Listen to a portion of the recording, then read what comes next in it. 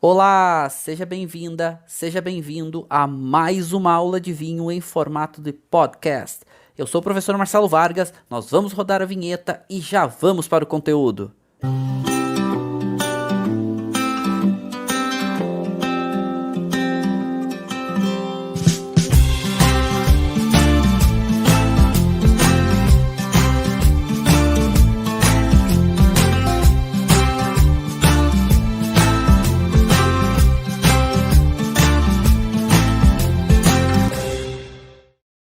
Então sejam muitíssimos bem-vindos, uma aula internacional hoje aqui diretamente da Alemanha, aonde estou fazendo uma pesquisa de campo por várias regiões produtoras e principalmente na Provine, que é a mais importante feira de vinhos do mundo, aonde reúne, claro, muitos produtores da Alemanha, mas também do mundo inteiro. É a mais importante feira de vinhos do mundo. A gente entende anualmente, e eu tento vir todo ano para a Provine, porque aqui o mundo se encontra, o mundo do vinho se encontra, e a gente entende o que está acontecendo. O mercado alemão ele é muito importante para os movimentos globais de vinho. E isso, claro, está impactando a produção alemã, e eu vou falar um pouco isso para vocês, o mercado de consumo alemão, e, claro, impactando no mundo. Um grande exemplo que eu já vou começar a contar para vocês é a mudança dos vinhos alemães. E eles têm mudado por causa de uma, vamos chamar de uma mudança de mercado, por causa de um novo consumidor, por causa de exigências de consumo muito importantes, mas também por causa de mudanças geográficas, por causa de mudanças climáticas. Aquecimento global é uma constante de mercado, é uma constante geográfica que veio e está mudando o perfil de vinhos. E a Alemanha é um país fresco, é um país que se destaca por vinhos frescos, mas está cada vez mais difícil disso. Querem um exemplo? Ice Wine, famoso Ice Wine, como os ingleses, como os americanos, como os canadenses chamam. Ice Wine está muito difícil de ser elaborado, o vinho do gelo. Por quê? Porque os anos estão mais quentes, o inverno demora um pouquinho mais para chegar, o inverno não vem tão frio e o vinho do gelo praticamente está acabando. Está bem difícil de fazer. E a Alemanha era um dos maiores produtores, um dos grandes destaques. Então, está mudando. Querem uma outra novidade? Eu já vou até subir a apresentação aqui para vocês e trago algumas interações e respondo também algumas demandas que chegam aqui para vocês, porque chegam de vocês, porque óbvio que vocês estão curiosos. Eu estou provando um Spätburgunder, que na verdade é um Pinot Noir, de um produtor que também é uma grande tendência, né? Que é um produtor pequeno, se chama Weingut. Weingut é a vinícola, né? Vamos ver se eu consigo mostrar aqui para vocês, que está bem claro aqui a nossa tela aqui, ó. A resolução não está tão boa, mas aqui, ó, vamos ver se a gente consegue mostrar, ó.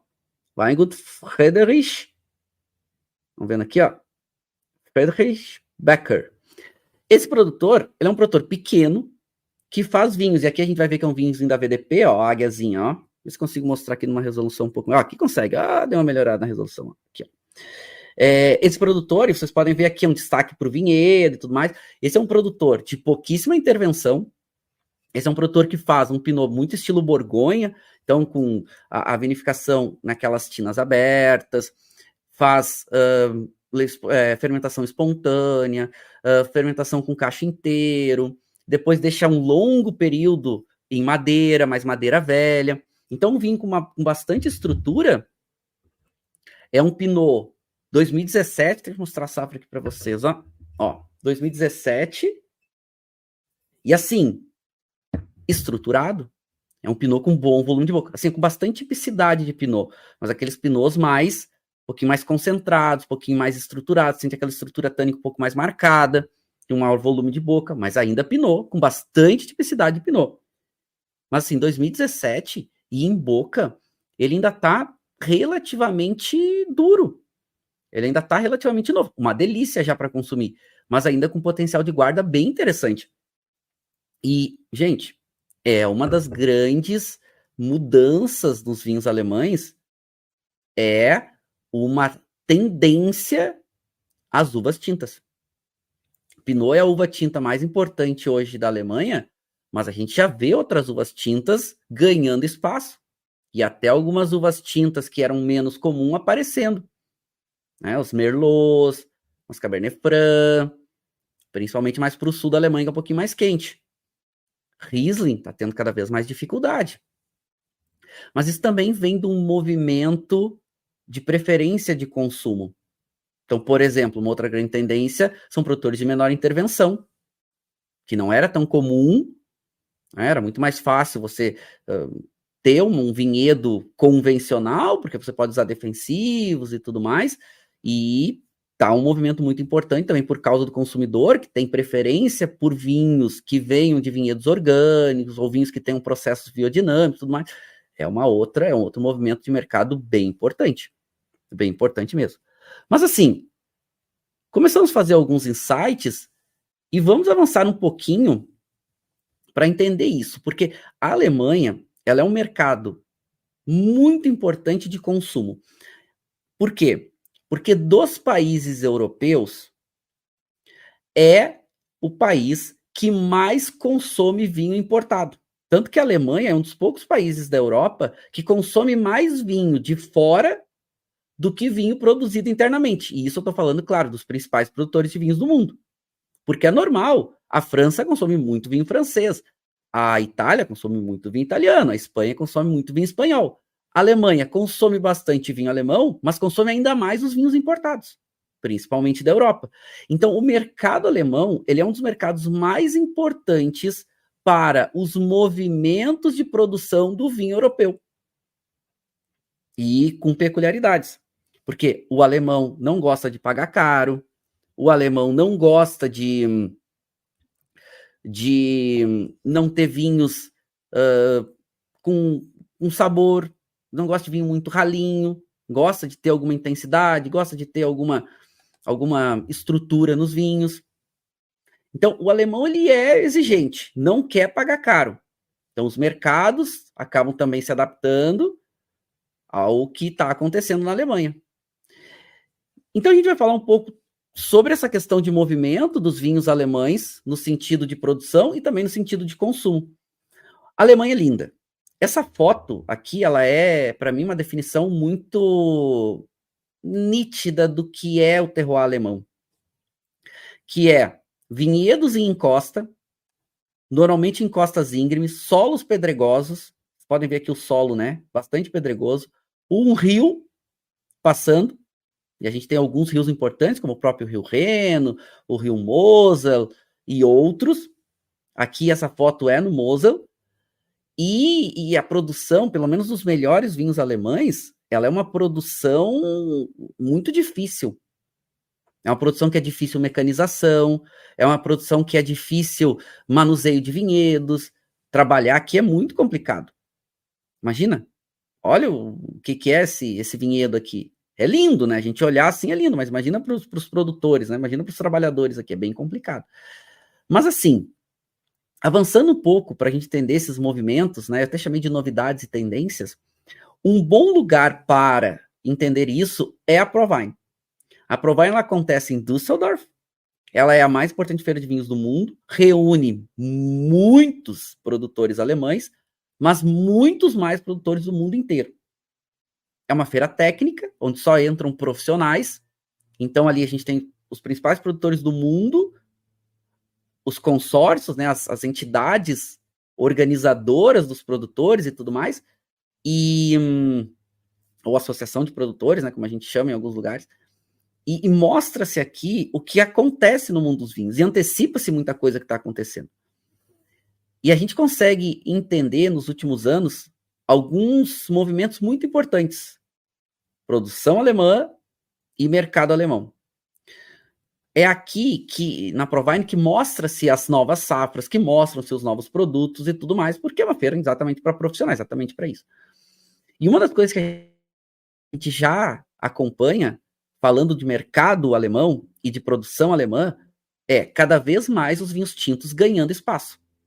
Tá, a Riesling é a uva mais importante da Alemanha e é uma uva branca, sim. mas cada vez mais dificuldade de se fazer vinhos, por exemplo, vinhos do gelo, que é um vinho muito clássico alemão, um vinho de sobremesa, a própria questão dos vinhos botritizados estão mais difíceis, então os BAs e os TBAs estão mais difíceis de serem feitos.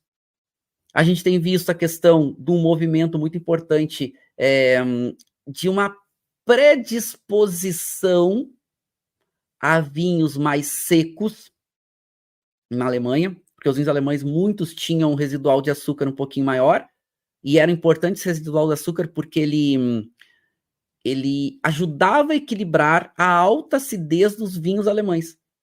Como a Alemanha é um país fresco, de modo geral, os vinhos aqui acabam tendo muita acidez. Então, ter um residual de açúcar ajudava a dar uma compensada, uma equilibrada naquela altíssima acidez. O que está acontecendo agora? Anos um pouco mais quentes, os produtores preferindo diminuir o residual de açúcar, mas as uvas com uma maturação um pouquinho maior. Então, são vinhos que estão ganhando álcool, estão perdendo um pouco o residual de açúcar, mas estão ficando mais alcoólicos, estão ficando um pouquinho mais intensos. A Alemanha ainda é um país fresco por natureza. É frio. Né? Por exemplo, agora, que eu estou em Colônia. Colônia é uma cidade... Por que Colônia? Porque é do lado de Düsseldorf. Só que ficar hospedado no período da feira em Düsseldorf é muito complicado. A cidade de Düsseldorf é menor, né? Tudo é muito cheio por causa da feira. Então a gente fica na cidade do lado, que é uma cidade maior, com mais estrutura, até de bares, restaurantes, para poder sair, lojas de vinho.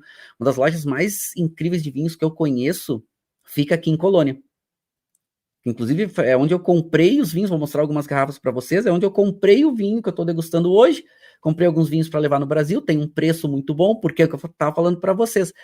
Como o mercado alemão não quer pagar caro os vinhos, muitos vinhos chegam aqui na Alemanha com um preço muito interessante, um preço muito bom. Então, é uma alternativa. Lembrando, a gente tem uma cota, né, que a gente pode levar para o Brasil. Essa cota hoje é ou em volume de vinho, ou em reais, ou em dólar, na verdade. Hoje a cotação, hoje a referência é dólar. Então a gente tem um limite, pode levar até $1.000 ou até 12 litros de vinho. Garrafa de vinho tem 750, a gente pode levar até 16 garrafas de tamanho regular de vinhos, tá? Que vão dar os 12 litros. E então, comprando com preços menores na Europa, a gente consegue levar um pouquinho mais de vinho, porque, né, ficando dentro da cota, a gente pode levar. Então, como o mercado alemão é um mercado que tem um limite de preço, a gente consegue encontrar aqui vinhos muito interessantes, com preços muito interessantes. Só que a produção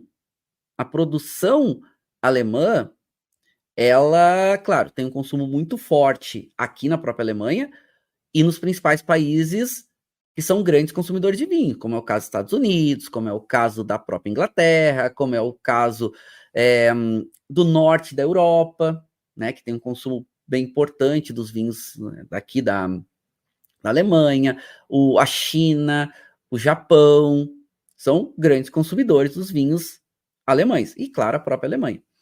Só que essa mudança, e eu tô vendo alguns comentários interessantes, vocês falando aqui, né, a questão de dificuldade de achar pinots, né, Pinot Noir, vinho de Pinot Noir alemão no Brasil, né, vinhos de Spätburgunder, que é o nome da Pinot Noir aqui na Alemanha, como os alemães chamam. Mas até isso, já vou chegar nesse ponto, que até isso está mudando. Os alemães já estão cada vez mais chamando a Spätburgunder de Pinot Noir. Inclusive, esse vinho que eu estou tomando com vocês aqui, ó, ele chama Pinot, ele escreve Pinot Noir, nem escreve Spätburgunder. Então, olha que interessante. Deixa eu até mostrar aqui para vocês, ó.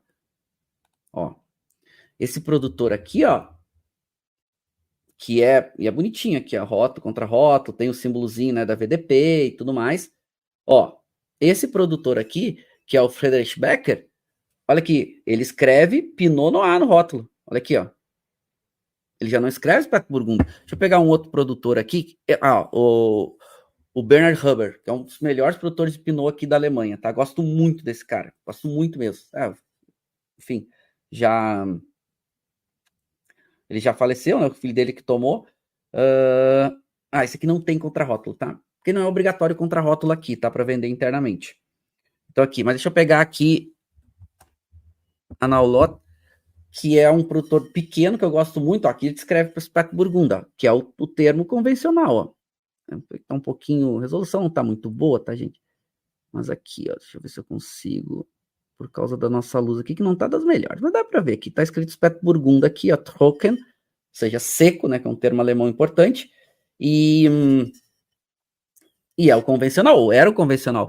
Agora a Alemanha, por questões de mercado externo, tá cada vez mais escrevendo Pinot Noir, que ela pode, é o nome internacional dessa uva, e eles escrevendo sem problema. Tá? Por quê? É para vender. Né?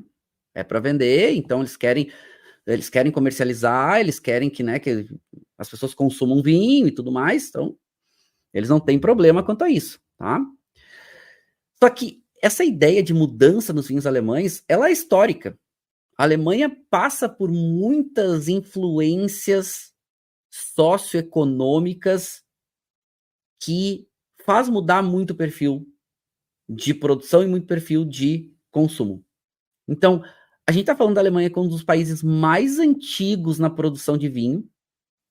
Teve uma influência muito importante na época do Império Romano, porque uma parte da Alemanha chegou a ter domínio romano, e os romanos tiveram uma importância que foi bastante significativa na cultura da produção de vinhos, de implementação de vinhedos e tudo mais.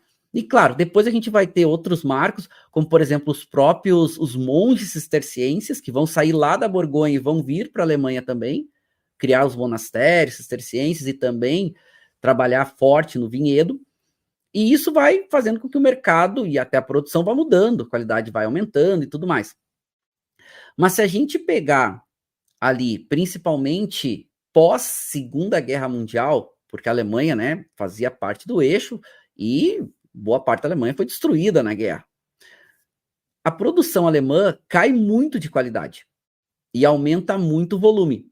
Até é compreensível a gente entender isso, porque imagina, o país destruído, o país dividido, uma parte, né, Alemanha Oriental e Alemanha Ocidental, com visões diferentes, era um país dividido, tinha o muro, né, o famoso muro de Berlim, dividindo as duas Alemanhas. Então, tu imagina, é difícil, né, você tentar ter uma melhora na qualidade média dos vinhos, não tinha, estavam tentando sobreviver, estavam tentando melhorar a condição de vida da população como um todo. E isso faz com que a qualidade do vinho caia muito. Só que a partir ali do final, vamos pegar aí, século XX, né, que essa transição do século XX, principalmente final do século XX, século XXI, a qualidade do vinho alemão começa a disparar, a ponto da Alemanha hoje ser um dos mais importantes produtores de vinhos do mundo por qualidade. Ah, e não só isso, tá? Deixa eu trazer uma referência aqui para vocês, que é importante, tá?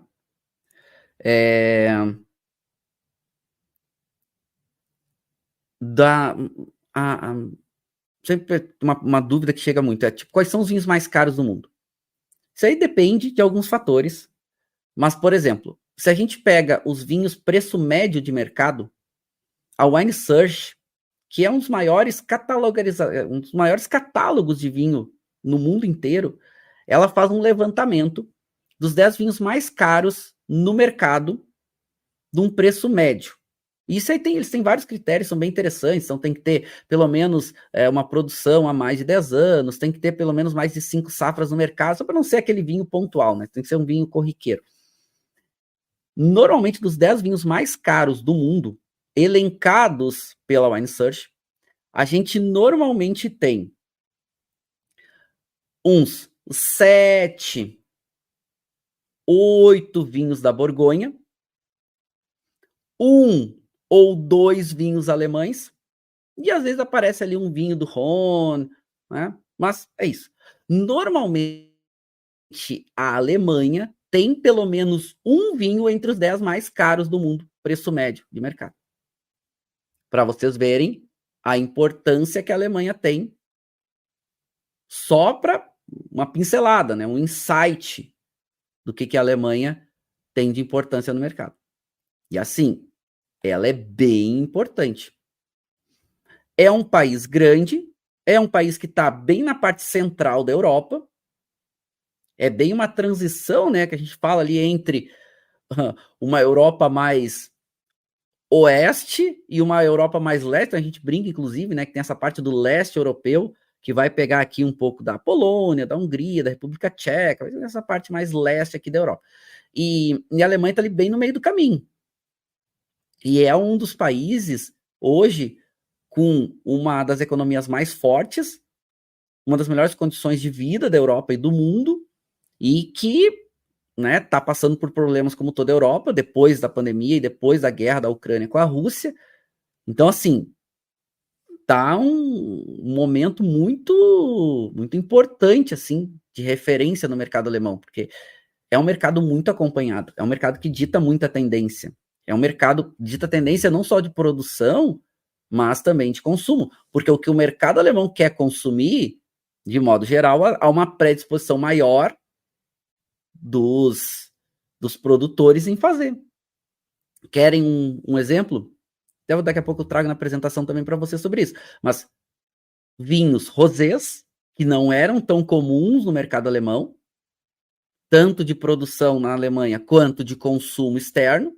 Vinho rosé é uma grande tendência, e a qualidade média cada vez maior, e também de preferência de consumo de vinho espumante. A Alemanha produz bastante espumante, de diferentes níveis e qualidades, mas não só consome espumante alemão, consome muito espumante importado, dentre eles, muito champanhe. É um mercado muito importante para champanhe, é o mercado alemão. É um dos maiores consumidores de champanhe do mundo. E, bom, tanto que na Provine, há uma área com dezenas e dezenas na feira, né? Eles fazem dezenas e dezenas de produtores de champanhe, eles botam um loungezão gigante de champanhe, com vários vinhos para degustar, com vários champanhes à disposição, diferentes perfis, diferentes safras. É muito legal para ver a importância que champanhe tem no mercado alemão.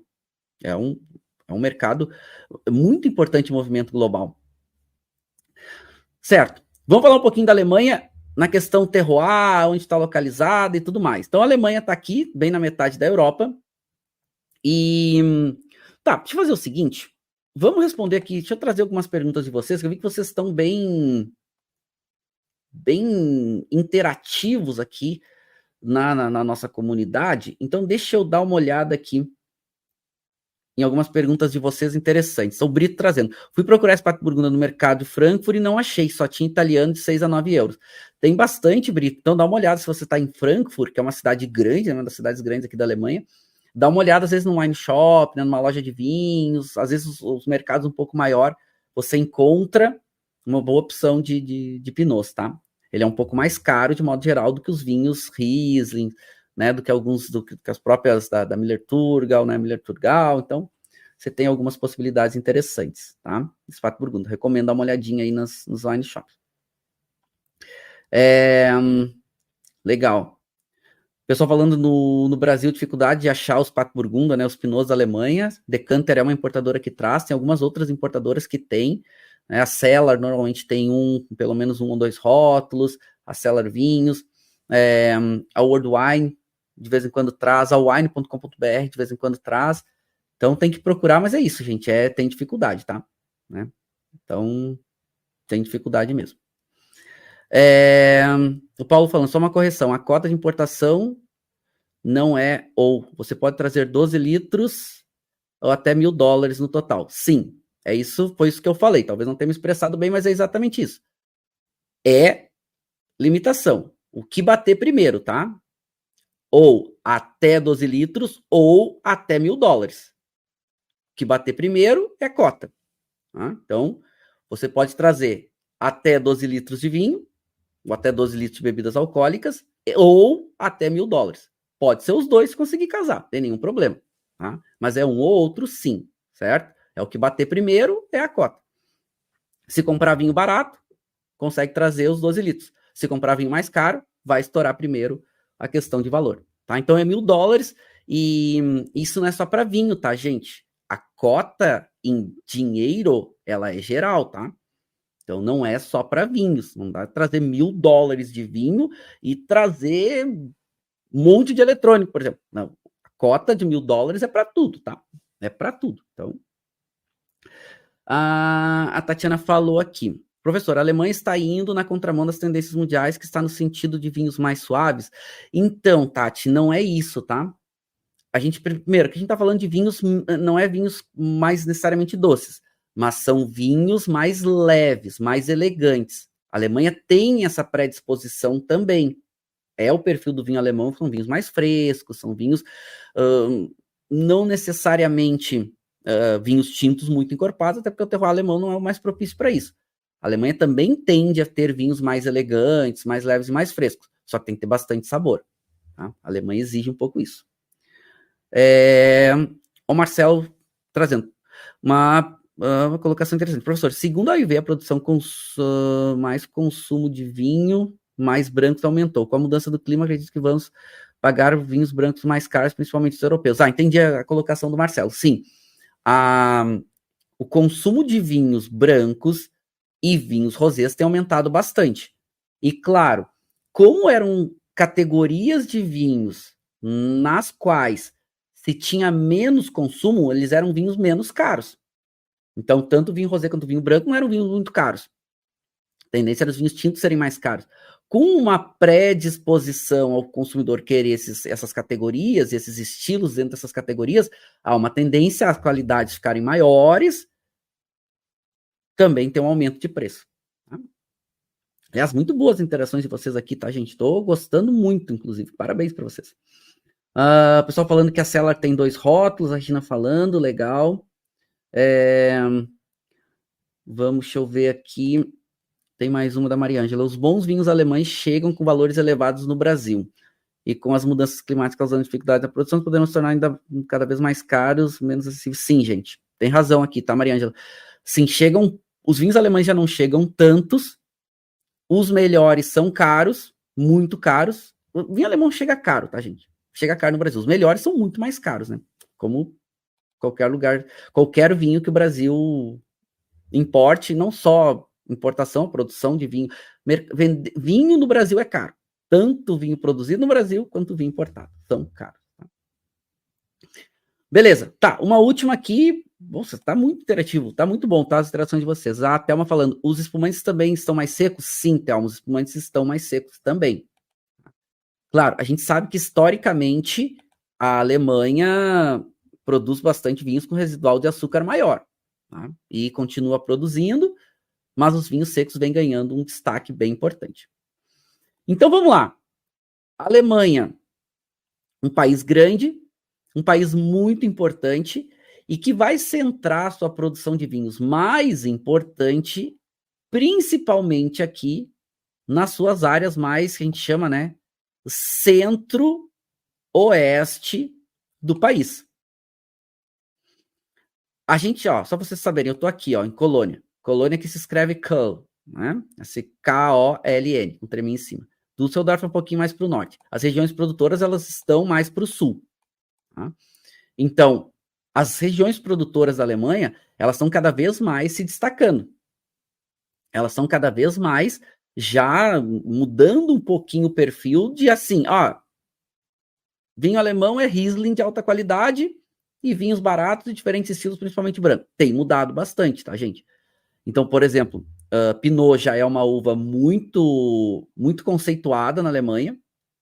Inclusive, é muito interessante isso, tá? Hoje você vai comprar, você vai numa boa loja de vinhos alemães, aqui na Alemanha, claro, eles já perguntam se você quer um vinho de Pinot num estilo mais Borgonha ou num estilo mais Alemanha. Claro, a Borgonha é a grande referência. O que eles querem dizer com isso? Você quer um vinho mais estilo Borgonha, no sentido daquela, normalmente aquela extração um pouquinho maior, não alguma fermentação com engaço, né? Aquele vinho que tem aquelas notas um pouquinho mais. Até você quer um vinho estilo alemão que é, por exemplo, altíssima acidez, muito mais perfil de fruta, fruta vermelha fresca. Isso é interessante da gente pensar, porque até uns Vamos lá, tá uns 5, 6 anos atrás, a gente ia nas lojas de vinhos aqui na Alemanha e não tinha essa pergunta. Você queria Pinot, isso para comprar um Pinot alemão, tá, gente? Então é um produtor de Pinot na Alemanha fazendo um estilo mais Borgonha ou fazendo um estilo mais própria Alemanha. Isso é muito interessante, são movimentos também de valorização dos produtos locais. E a Alemanha, vamos entender, que é um grande produtor de vinhos. A Alemanha produz 8,9 milhões de hectolitros. E isso dá quase 900 milhões de litros. É vinho pra caramba. Tem uma questão de oscilação de safra, principalmente de acordo com as mudanças climáticas, de acordo com o ano, como é que aconteceu cada safra. E aqui mostra que a Alemanha é um dos maiores países também consumidores de vinho. Então, não só um dos maiores produtores, como também um dos maiores consumidores. Olha só, a Alemanha está aqui brigando por volume total, algo em torno, ó, olha aqui, ó, algo em torno de quarta, tá sempre a linha brigando pela quarta, às vezes pela terceira posição do volume total de consumo, e consumo per capita brigando ali pela quinta, sexta posição. Esse aqui foi a última publicação do OIV do ano de 2022 fechado. Em breve eles devem divulgar o ano de 2023. Tá para sair agora a qualquer momento. Mas dá para a gente entender aqui, ó, que a Alemanha ela tem um consumo per capita na faixa de 27 litros. Isso é um volume muito alto.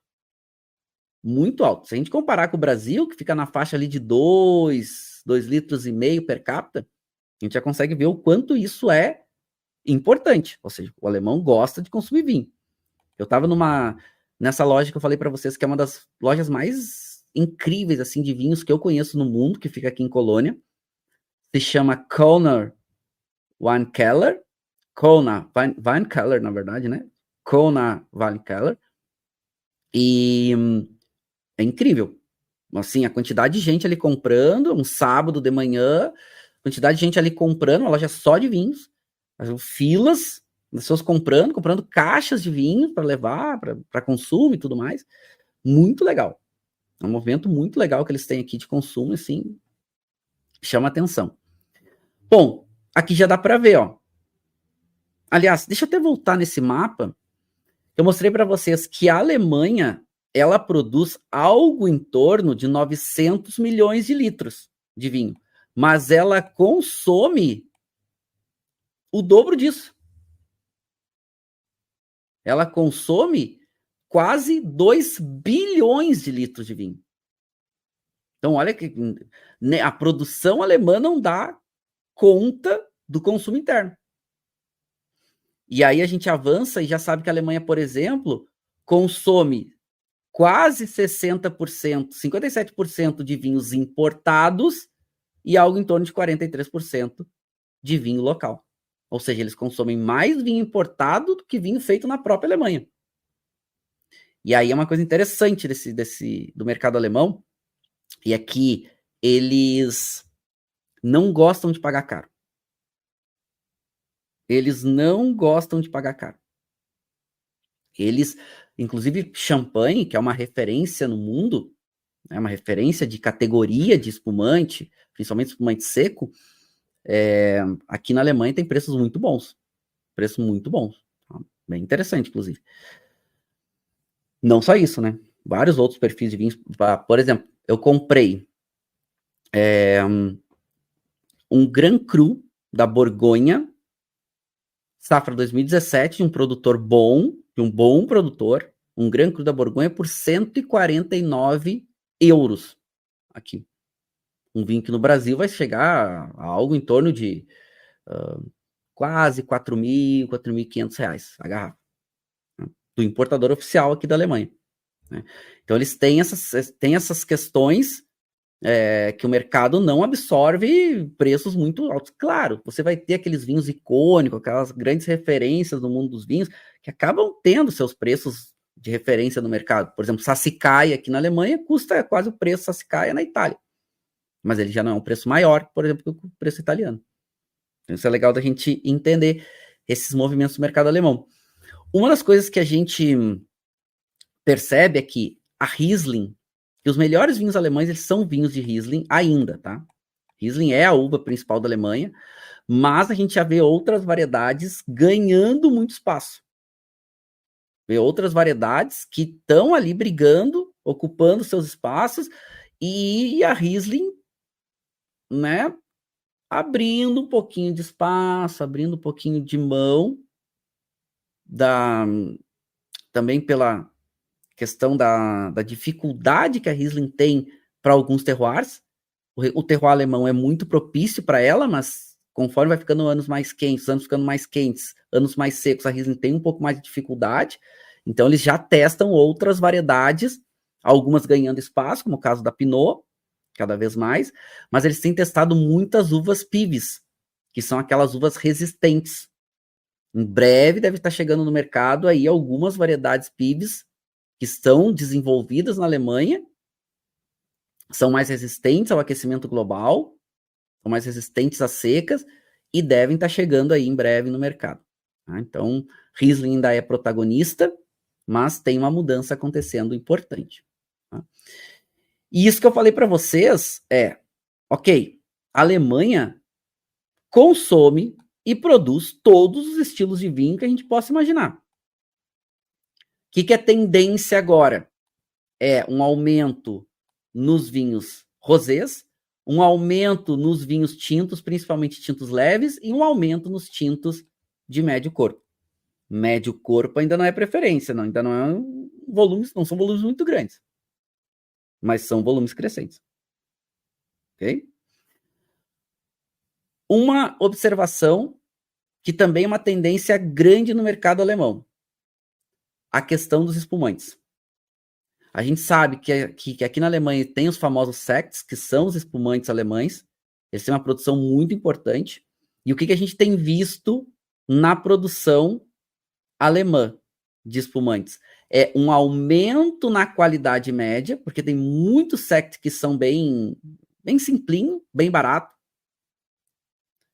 A gente vê um aumento na qualidade média, principalmente dos espumantes feitos os espumantes feitos de uvas e de vinhos bases da própria Alemanha, porque eles têm a possibilidade de fazer espumantes vindo uva, mas principalmente vinho base de outros países, onde a uva e o vinho custa menos. Mas a produção de espumantes de uva e de vinho base da própria Alemanha, a qualidade média tem subido muito dos espumantes, e mais uma coisa, a tendência desses espumantes cada vez mais secos. Isso também é uma tendência nos vinhos tranquilos, tá, gente? Dos vinhos cada vez mais secos. Mas os espumantes também subindo a qualidade média.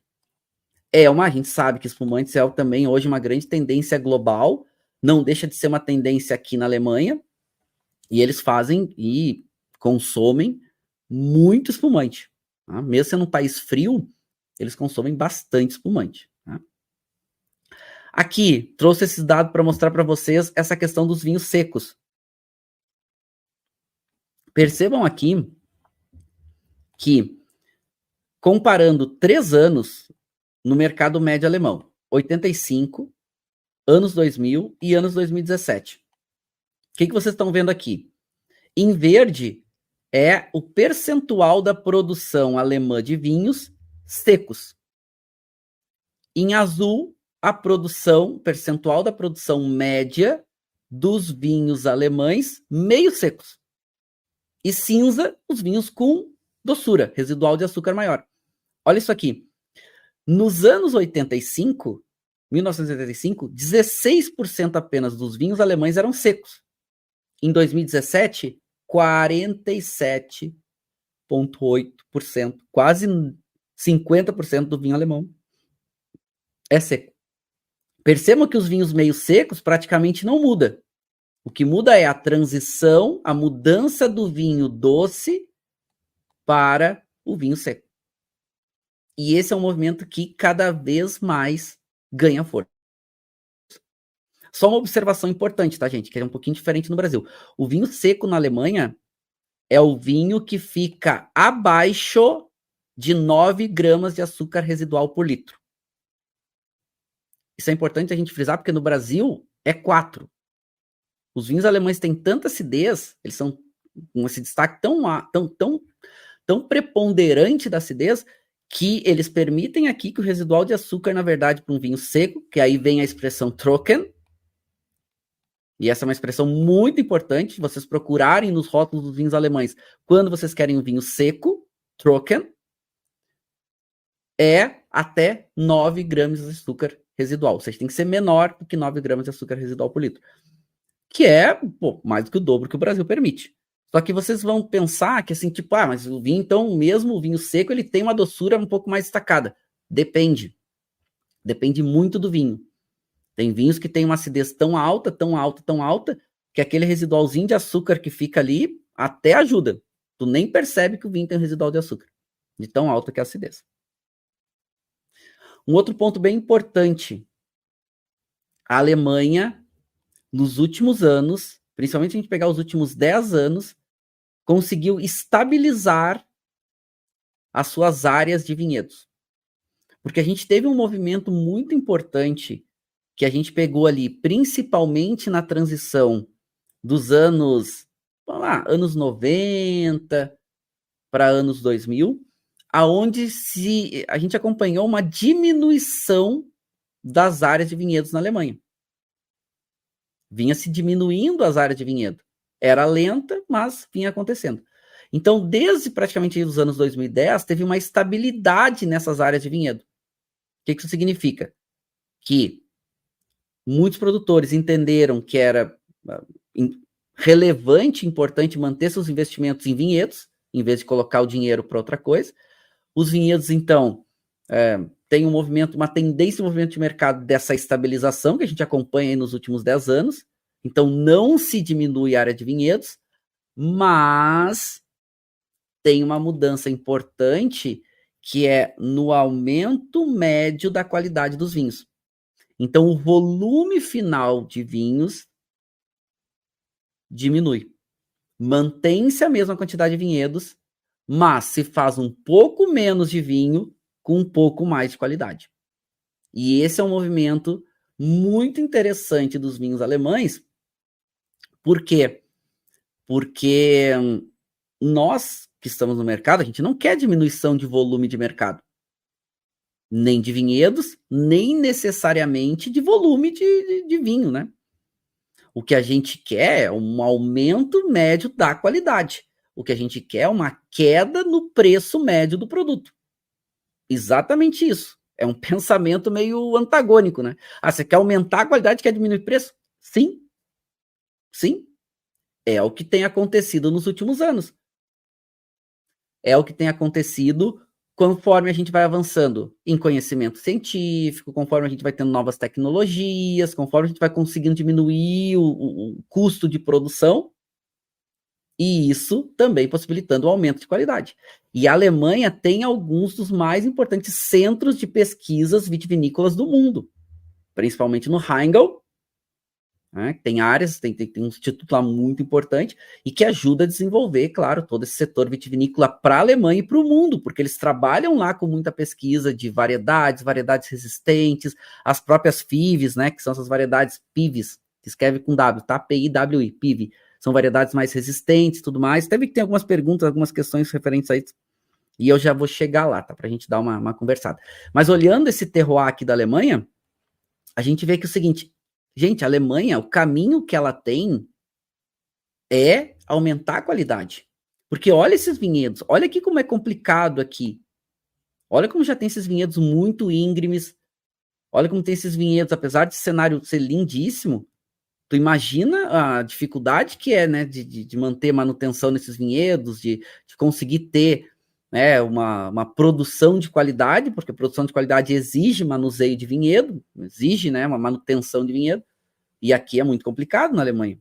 Muitas partes são, né, desafiadoras para os produtores.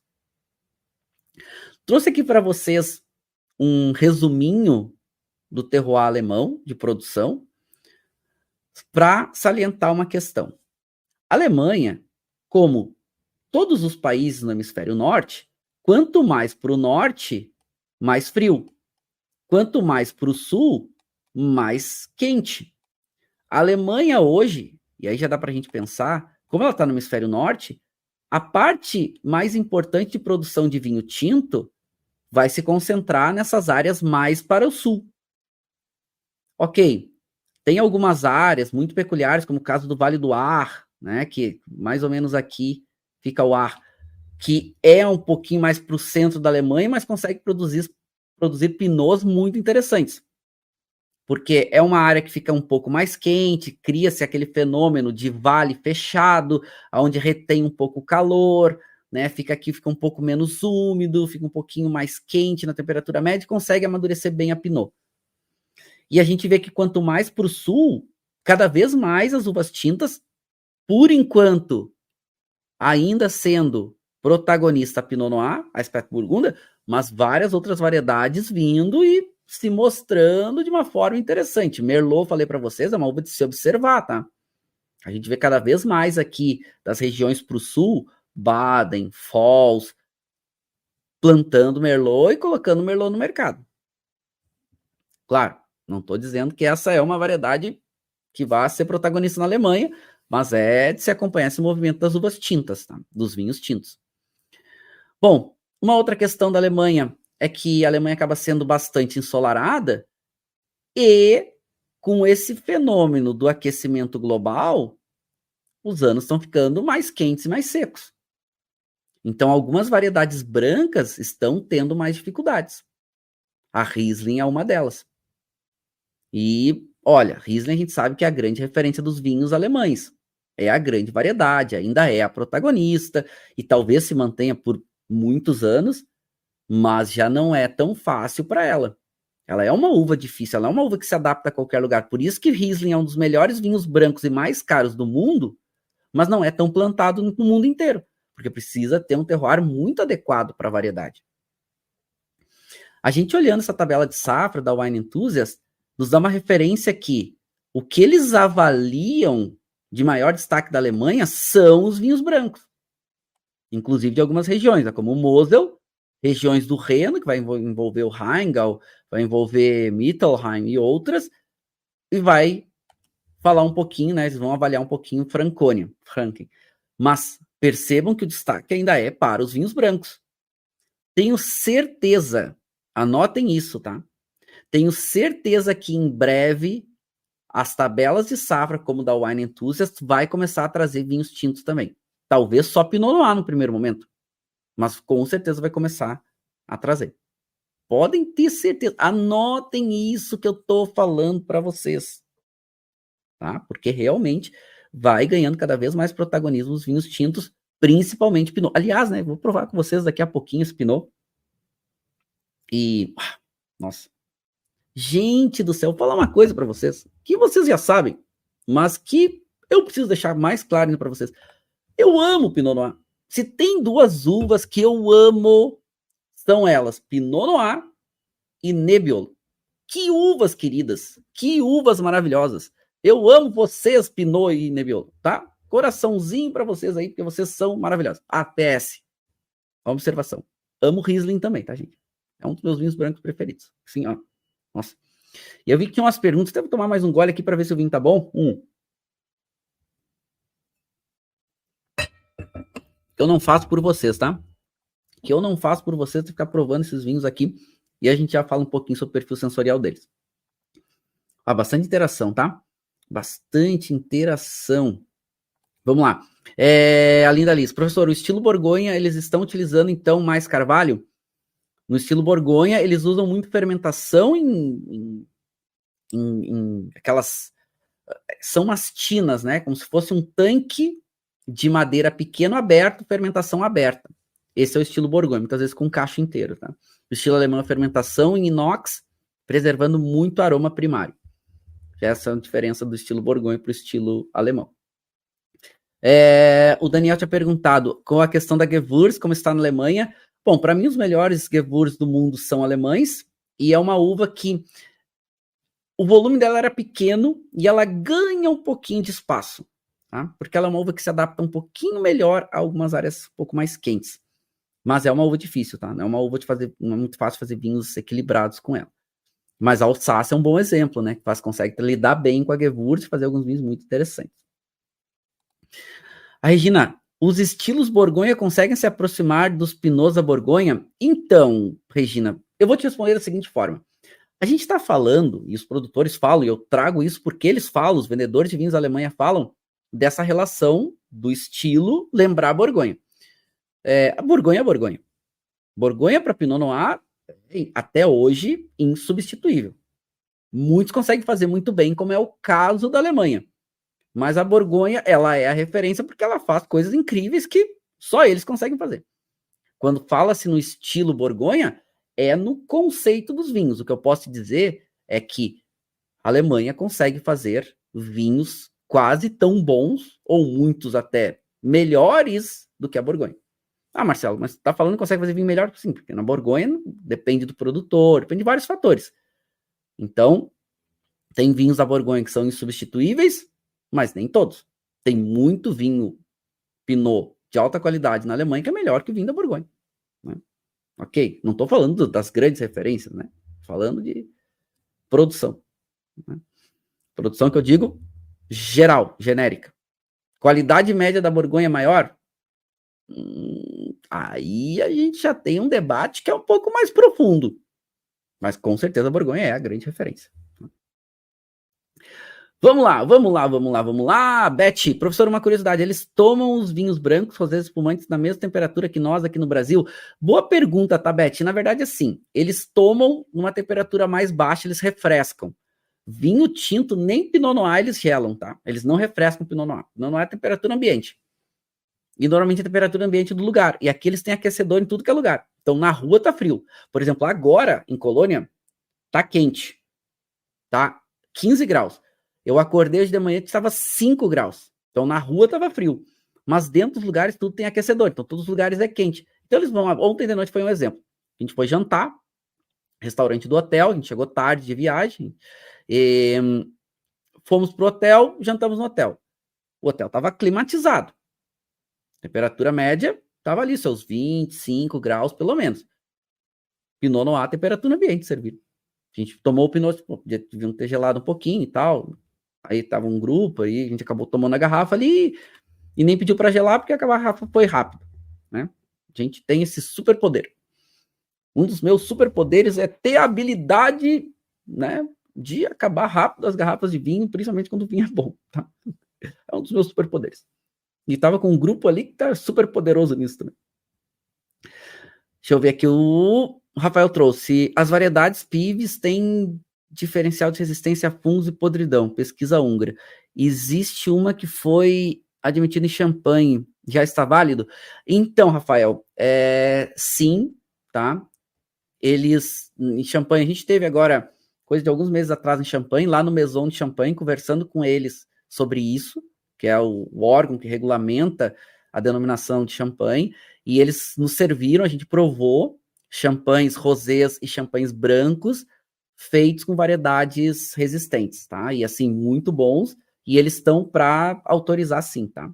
Estão para autorizar. Por enquanto tá só em teste, mas estão para autorizar para muito em breve para consumo, para produção regular. Lembrando que champanhe é a área demarcada de vinhos mais rígida de todo mundo, tá, gente? Champanhe lá, produtor, tem regramento para tudo. Para tudo. O Marcelo falou a questão do controle do volume, também é um controle de preço, sempre é uma relação, né? Quanto mais vinho, normalmente se tem preços menores. Quanto menos vinho, maior escassez de vinho, a tendência de aumento de preço sim, tá? Então essa qualidade média que a gente fala, ou seja, diminui o volume, aumenta a qualidade, a tendência hoje é o preço aumentar também. Tá? A tendência é o preço aumentar sim. Legal. Alguém tinha perguntado que horas são aqui, dá diferença de 4 horas para o Brasil, tá? 4 horas a mais do que o Brasil, nesse exato momento aqui em Colônia. 4 horas a mais. Bom, gente, vamos voltar um pouquinho aqui então na nossa apresentação para que a gente fale de algumas questões, como por exemplo, aquecimento global, anos mais quentes, está muito mais difícil de ter o vinho do gelo. Por quê? Vinho do gelo eles têm que fazer uma colheita muito tardia, quando já está entrando as temperaturas muito frias, ou seja, já passou o verão, Entrou o outono, começa a ficar frio já, né? Mais para o meio, para o final do outono, já chegando o inverno, vai colher uma uva bem tardia, tem que colher quando congela a uva, colhe-se normalmente a uma temperatura de -5, -6 graus, tem que ir bem cedo no vinhedo para a uva estar congelada. Já não está acontecendo mais, já está com muita dificuldade de ter os vinhos, os Weißweins alemães, tá muito difícil. Eu tive agora, nessa loja que eu falei para vocês, né, que é a Kölner Weinkeller, ela não tinha para vender Weißweins alemães. Tinha só uma outra coisinha muito caro, não tinha. Eles não tinham para vender. Por quê? Porque tá raro, tá muito raro, muito difícil. Então é um estilo que tá cada vez mais desafiador. Bom, coloquei aqui no material para vocês esse mapinha que é legal, mostrando um pouquinho das principais regiões produtoras da Alemanha e suas uvas que tem um pouquinho mais de destaque. Percebam uma coisa que também é interessante, a Müller-Thurgau, que é uma uva muito plantada na Alemanha, ela vem perdendo um pouco de espaço, e isso é bom, porque Müller-Thurgau é uma uva um pouquinho mais resistente, mas ela é uma variedade que tem uma qualidade média nos seus vinhos menor. Então, muito volume, pouca qualidade. E aqui a gente consegue ver esse movimento, esse gráfico ele é muito interessante. Esse é um gráfico do Dr. Kim Anderson, que é um PhD lá da Universidade de Adelaide, na Austrália, mas ele pesquisa as mudanças nos vinhedos no mundo inteiro. E essa pesquisa mostrando a Alemanha, comparando o que eram os vinhedos nos anos 2000 para 2016, percebam que interessante isso aqui, olha aqui. Em vermelho, os vinhedos em 2016, em azul, os anos 2000. O que a gente está comparando aqui? Percentual de vinhedos. Então, uva mais plantada da Alemanha é a Riesling, crescendo a área de vinhedos. E olha aqui a Müller-Thurgau, ó, diminuindo a área de vinhedos. Por quê? Porque é uma variedade menos interessante de qualidade. Se a gente tem uma mudança em direção à qualidade, a tendência a preferência é variedades que têm maior qualidade. Aí a Riesling é uma variedade branca de altíssima qualidade, né, gente? Pode gerar vinhos aí espetaculares, entre eles os mais caros e prestigiados do mundo. Pinot, olha aqui que eu falei para vocês, olha a Pinot aqui, ó, olha quanto ela ganha. Ela cresce aí pelo menos uns 30, 40% de área de vinhedos dos anos 2000 para 2016. Né? E vai, olha, acompanha-se, né? Porque, olha Dom Fender aqui, ó. Dom Fender, né? Uva tinta, crescimento de mercado, né? Portugieser é uma variedade que diminui a área de vinhedos. Dom Fender a gente já tem visto, né? Chegando mais no Brasil e tudo mais, então. E quem tinha perguntado da Gewürz, ó, a Gewürz antes nem era acompanhada, nem tinha números significativos, agora ela já aparece aqui entre as mais plantadas da Alemanha. Tá? Aqui a gente está entre das mais plantadas variedades por ordem, tá? A primeira Riesling, depois a Müller-Thurgau, terceira Pinot, Dom Fender, Pinot Gris, a Silvana, que também é uma variedade tende a não produzir vinhos lá tão destacados em qualidade e tudo mais.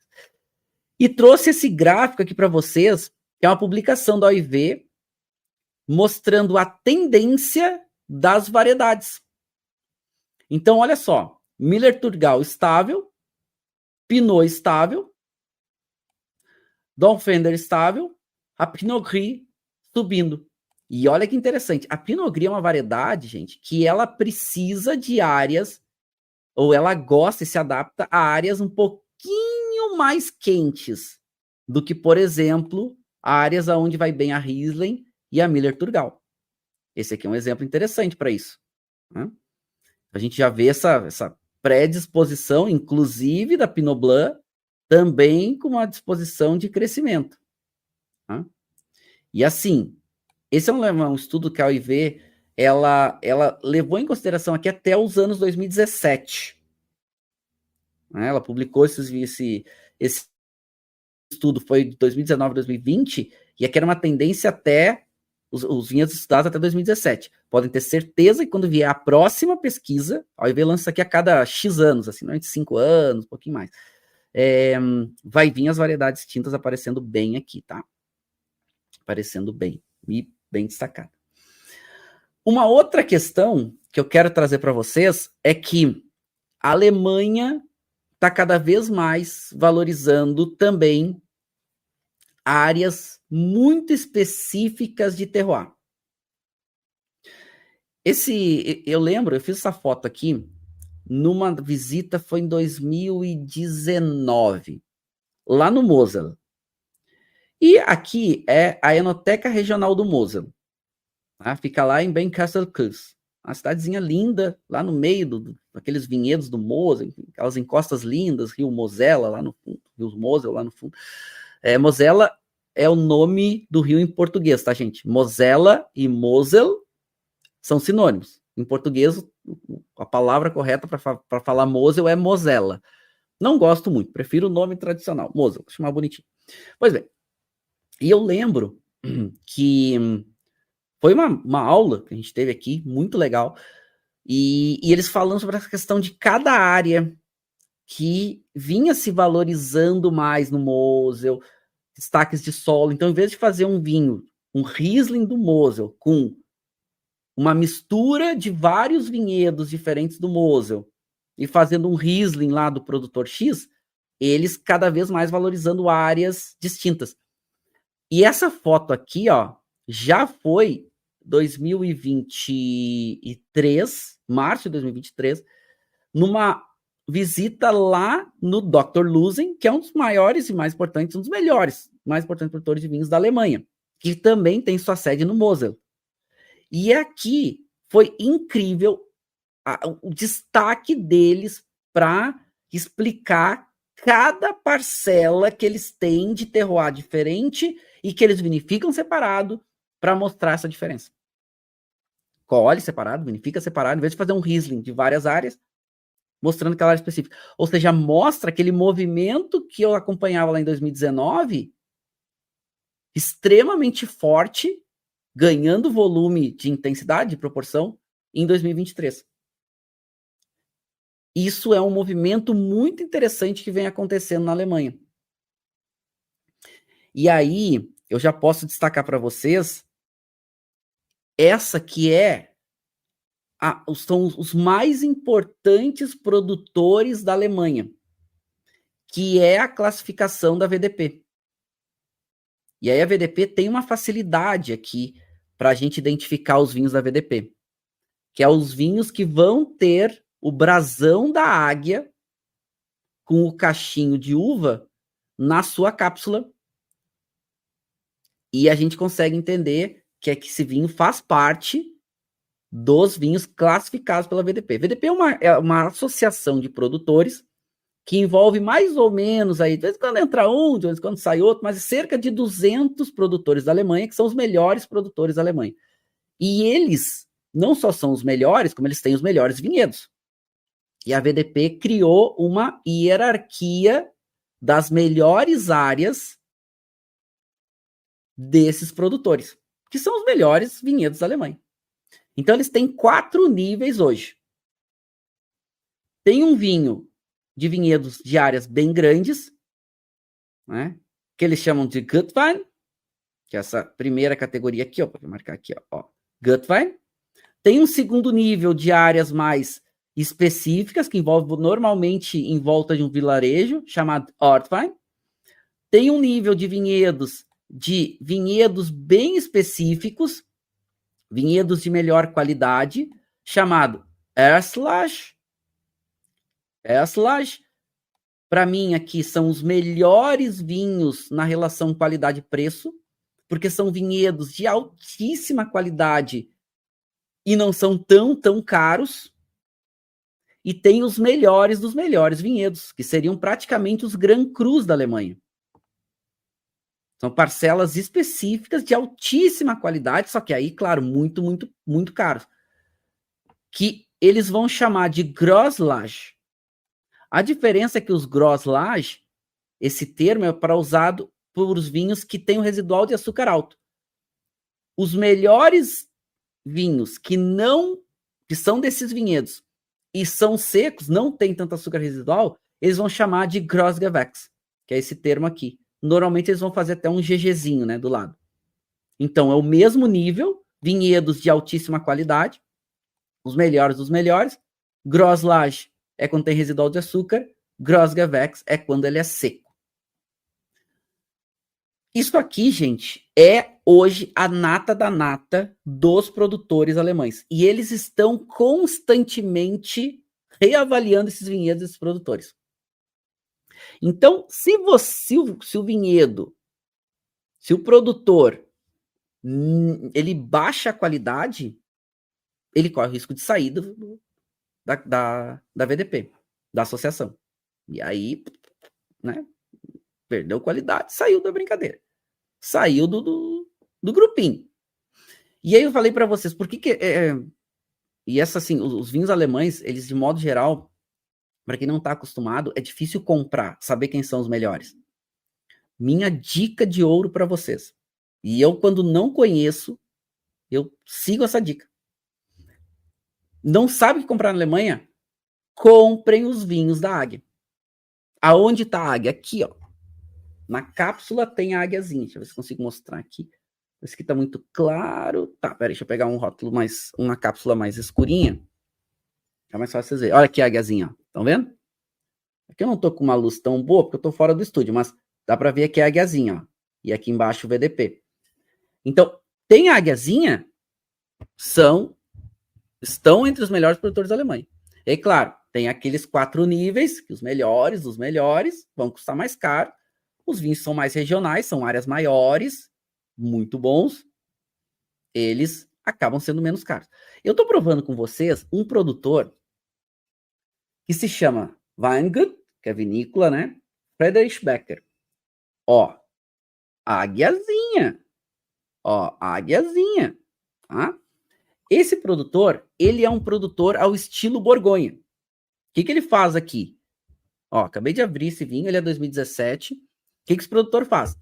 Ele faz fermentação em tanques de madeira aberto, muitas vezes com extração com o cacho inteiro, né? Faz aquela fermentação com o cacho inteiro.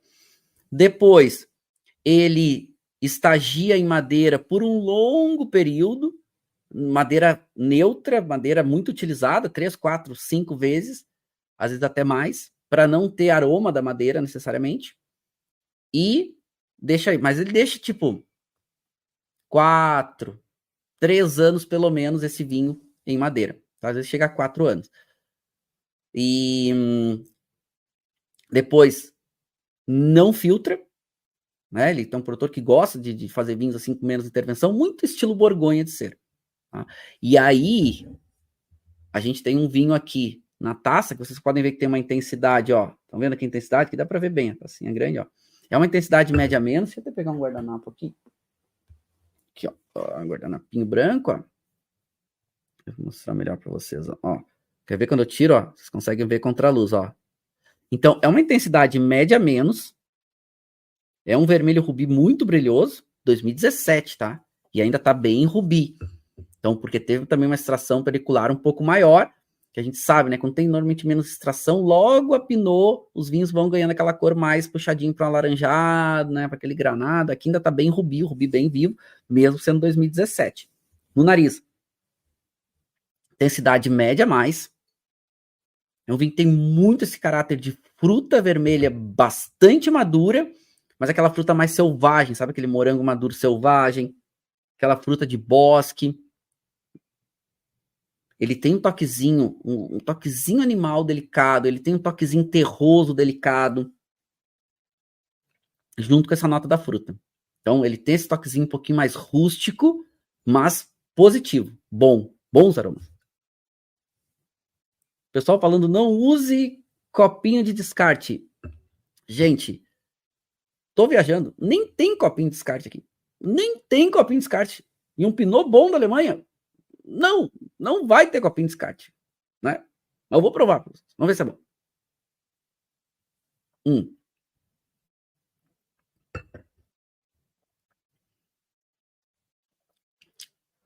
Primeiro ataque em boca é um vinho. Ele é seco, bastante seco.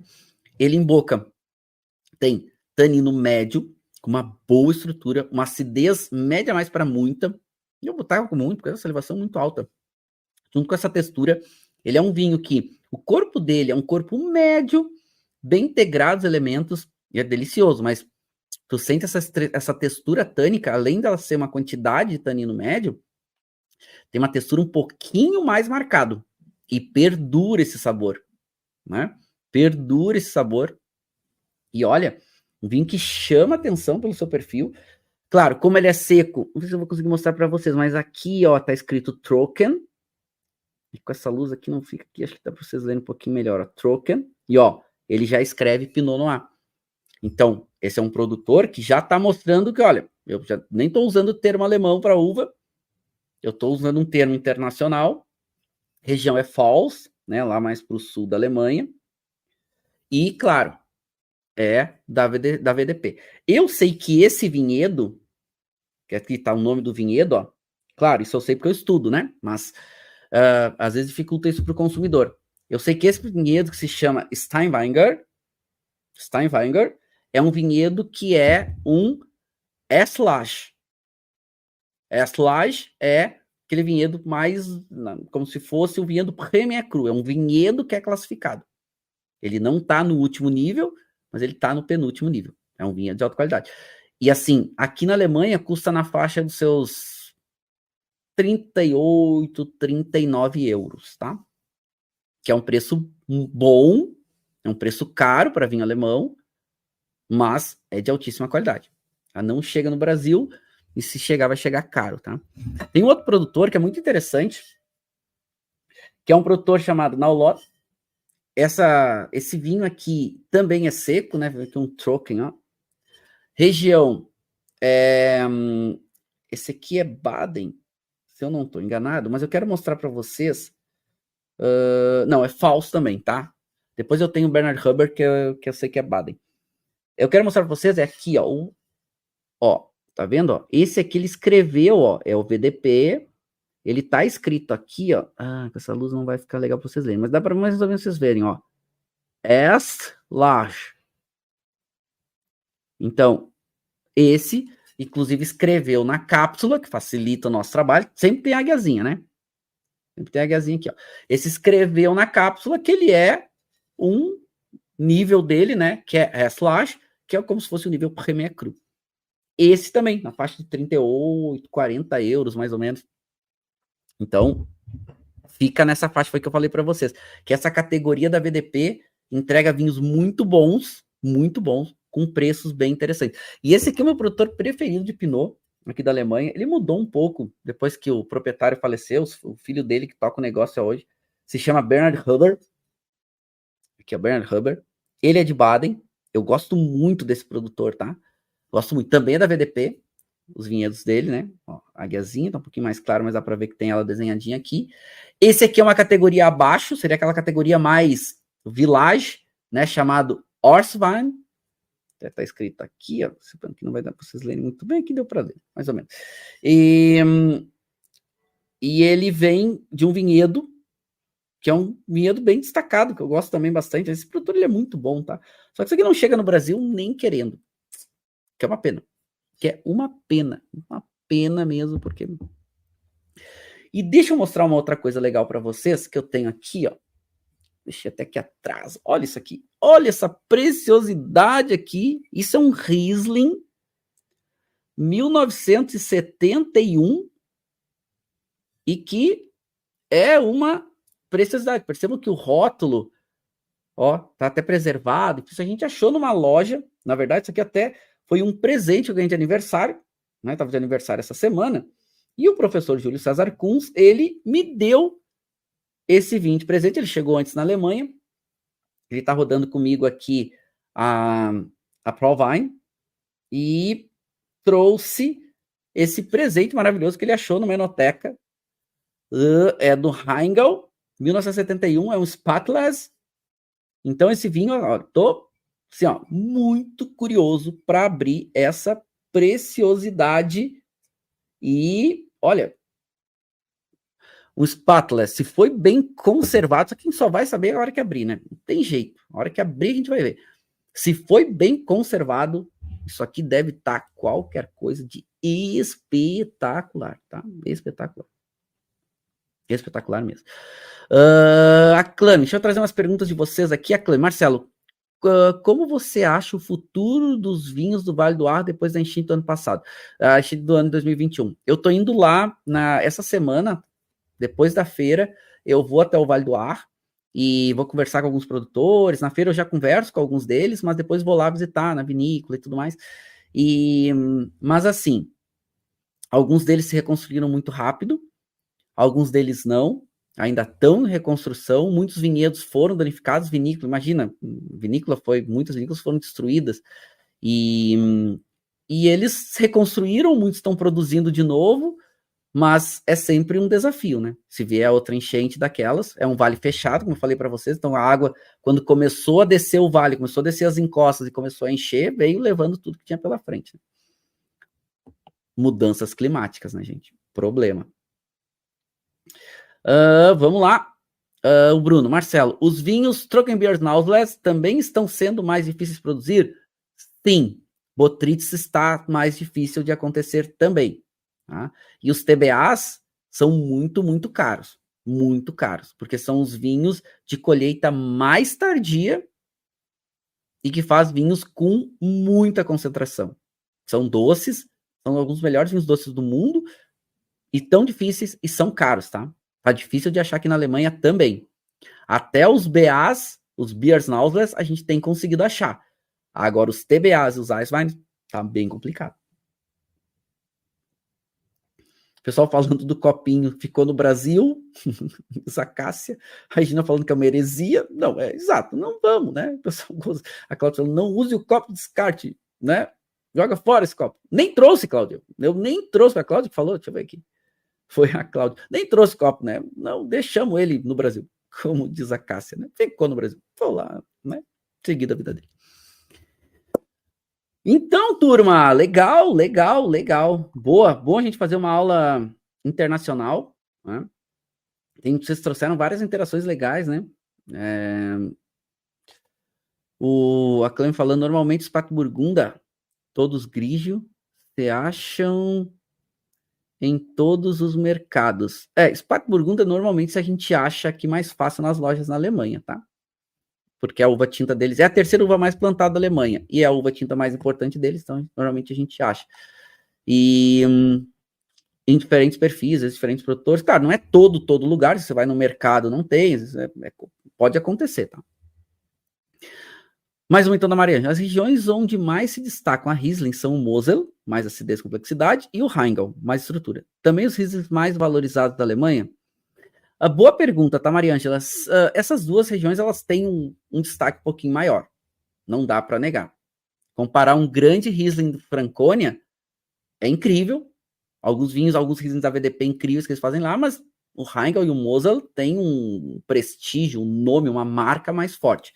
E, na minha opinião, eu gosto muito de vários Riesling, cara, no Nar tem coisas incríveis, né? Rheinhessen tem coisas incríveis, coisas muito, muito boas. Agora, eu acho que a marca Mosel, a marca Rheingau, elas ajudam a ter um protagonismo um pouco maior. E elas também têm essa questão de ser esse antagonismo, né? Normalmente o Riesling do Mosel, muito mais floral, cítrico, alta acidez, enquanto que o Riesling do Rheingau um pouquinho mais de peso, um pouquinho mais de fruta madura, sempre os dois com altíssima acidez, mas normalmente o Mosel mais cítrico, o Rheingau um pouco mais maduro. Mas são incríveis, né? Tipo, tanto faz. Me chamem para tomar qualquer um deles, né? Eu vou adorar. Então, galera, muito bom. Acho que nosso encontro hoje foi bem legal, porque eu gosto de fazer meus alunos pensarem. Eu gosto de fazer meus alunos mais do que decorarem, olharem os números, pensar o que está acontecendo, por que está acontecendo, as matrizes geradoras que estão impulsionando isso, e poder fazer essa aula aqui direto da Alemanha, trazendo todas essas novidades que eu estou vendo aqui para vocês, foi bem legal, foi uma oportunidade bacana. Vocês são meus alunos que têm essas vantagens de ficar sabendo em primeiríssima mão tudo que está acontecendo no mundo, e, né, é importante, é um mercado muito importante, não só de produção, como também de consumo, de tendência. Então, acompanhar o mercado alemão é bem importante. Detalhe, é uma pena que chegam poucos vinhos alemães no Brasil, porque eles são muito bons. A gente viu que a Alemanha consome muito dos seus vinhos e exporta para os mercados mais importantes, e o Brasil fica ali, né, com o que sobra. Mas, vamos lá, o mercado brasileiro está mudando, a gente tem consumido um pouco mais, a gente tem pagado um pouquinho mais por vinhos melhores, então vamos ver se em breve a gente tem mais vinhos alemães chegando no Brasil, para a gente ter uma oferta melhor na nossa exposição, que nós adoramos isso. Né? A gente adora comprar bons vinhos, agora adoramos tomar bons vinhos. Tá bom, pessoal?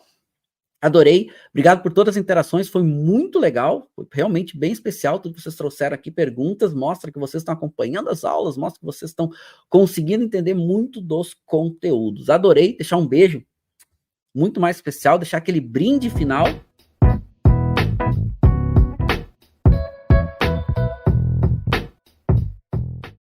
Você acabou de ouvir uma aula de vinhos do professor Marcelo Vargas, em formato de podcast. Para mais conteúdos, dicas e materiais sobre a bebida, acesse o site www.marcelovargas.org. Um forte abraço e até o próximo encontro.